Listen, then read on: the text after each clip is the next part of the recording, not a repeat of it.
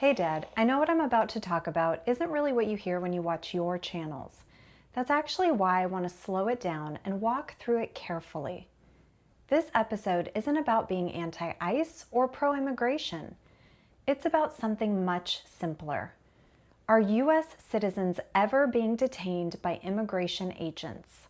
Because if they are, even by mistake, that matters.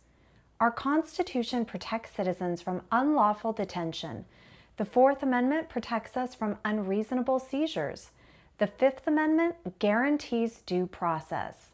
So if citizens are being detained without cause or even without quick verification, that's not a small issue. It's a constitutional one.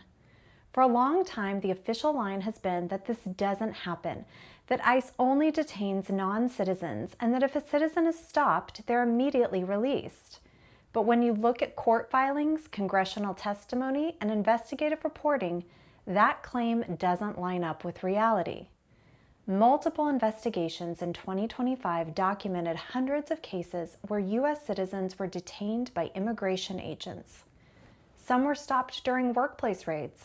Some were grabbed on streets. Some were detained after being caught near an enforcement operation. A number of them showed identification and were still held. In several cases, people were detained for hours, in others for days.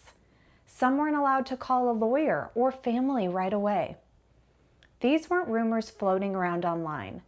These were cases brought before federal judges, congressional subcommittees, and civil rights investigators. There's one case that stuck with me. A young construction worker born in the United States was detained during a worksite sweep. He showed his state-issued real ID, the same ID you have, and told officers he was a citizen. He was still tackled, handcuffed, and held. 2 weeks later, it happened again. He wasn't charged with anything. He wasn't apologized to.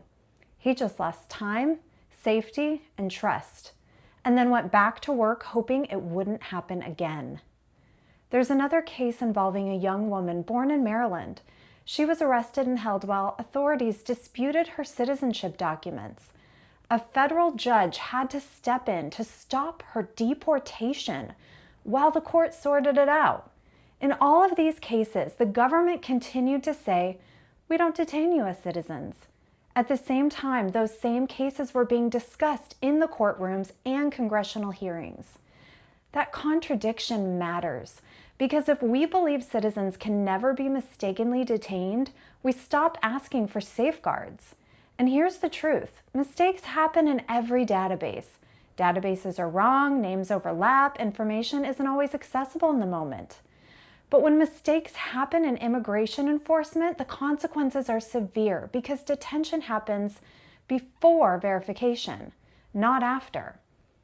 This isn't about assuming bad intent. It's about recognizing that power without guardrails eventually harms the wrong people. If you or I can be stopped, detained, or held because of how we look, where we work, or who we resemble, then citizenship stops being the shield we think it is. And that should concern everyone, regardless of where they stand politically.